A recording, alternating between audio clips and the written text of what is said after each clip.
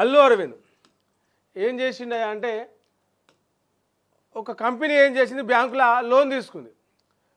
100 కోట్ల లోన్ తీసుకొని ఆ లోను బ్యాంకు కట్టకుండా వేరే వేరే కొనుగోళ్ళు వేరే వేరే ట్రాన్సాక్షన్స్ చేసింది. ఆ ట్రాన్సాక్షన్స్లో ముఖ్యంగా ఎక్కువ భాగము అల్లు అరవింద్ తోటి అయినట్టుగా ఈడీ గుర్తించింది. సో మరి దీనికి సంబంధించి ఏందో చూద్దాము ఒకసారి. ఒక్క నిమిషం.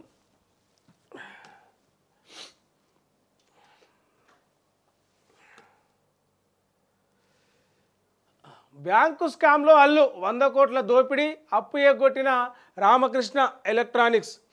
అల్లు సంస్థలతో ఆర్థిక లింకులు, 2 కంపెనీల మధ్య అనుమానాస్పద ట్రాన్సాక్షన్స్. ఆ సంస్థ నుంచి నిధులు ఎట్లా వచ్చినాయి, వాటి వెనుక ఉన్న ఉద్దేశం ఏంటిది అని చెప్పేసి ఈడీ అధికారులు ప్రశ్నల వర్షం కురిపించారు. మొత్తం 101 కోట్ల బ్యాంకు కుంభకోణంలో అల్లు ఫ్యామిలీకి లింకులు ఉన్నాయా, యూనియన్ బ్యాంకులో రుణం తీసుకొని తిరిగి బ్యాంకు లోన్ కట్టకుండా రామకృష్ణ ఎలక్ట్రానిక్స్ అనే నుంచి అల్లు సంస్థకు పెద్ద ఎత్తున అంటే కంపెనీ లోన్ తీసుకొని తిరిగి బ్యాంకు కట్టకుండా అల్లు ఆ సంస్థకు పెద్ద ఎత్తున నిధుల బదిలీ జరిగిందా అని నిన్న అసలు ఈ కుంభకోణం వెనుక సూత్రధారి ఎవరు అని చెప్పేసి ఈడీ విచారణ చేసింది.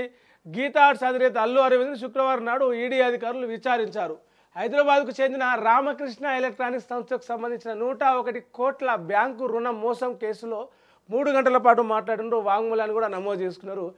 అయితే సో డీటెయిల్స్ చూస్తే ఈడీ వద్ద ఏమేమి ఆధారాలు ఉన్నాయని మాట్లాడితే రామకృష్ణ ఎలక్ట్రానిక్స్, రామకృష్ణ టెలిట్రానిక్స్ సంస్థలు 2 సంస్థలు 2017-19 మధ్యకాలంలో యూనియన్ బ్యాంకు నుంచి 101 కోట్లు అంటే 100 కోట్ల అప్పు తీసుకొని ఎగ్గొట్టినాయి. మరి ఆ ఎగ్గొట్టిన డబ్బులతో ఏం చేసిరు, వ్యాపారం చేసిరా అంటే కాదు, ఆ డబ్బులను సొంత ప్రయోజనాలకు అక్రమ నగదు బదిలీకి చేసారు. ఆ నగదు బదిలీ ఎవరు చేసిరు, అల్లు అరవింద్ సంబంధించిన కంపెనీలు ఏవైతే ఉన్నాయో ఆ కంపెనీలకు చేసిరు. ఈ వ్యవహారం అంతా కూడా సెంట్రల్ బ్యూరో అంటే సిబిఐ దృష్టికి వచ్చింది. వాళ్ళు ప్రాథమిక విచారణ చేస్తే ఇలా మనీ లాండరింగ్ ఉందని చెప్పేసి గుర్తించి ఈడీకి సమాచారం అందించారు.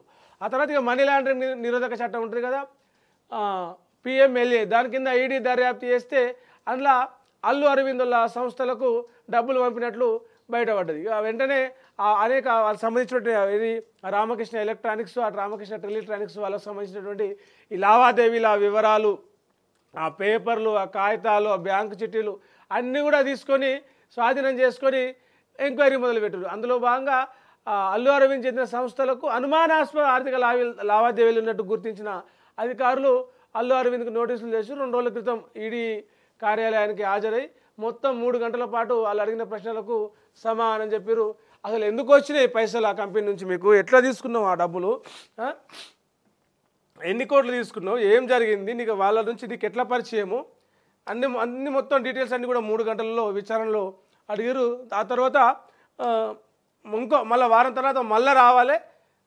ఈలోపు రామకృష్ణ గ్రూప్ యజమానులు ఉన్నటువంటి రాఘవేంద్ర, రవికుమార్లను కూడా ఇద్దరిని ఎంక్వైరీ చేస్తాం, వారం రోజుల తర్వాత నువ్వు మళ్ళీ రావాలి, ఇదే ఉన్నాయా లేక ఇంకేమైనా ఉన్నాయా దీంతో పాటు అని కూడా ఈడీ విచారణ చేసింది.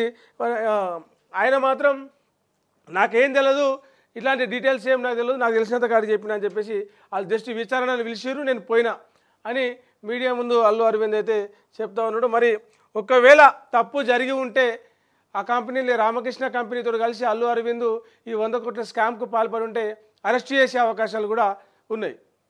రైట్, ఇంకా ఇది ఇట్లా ఉంటే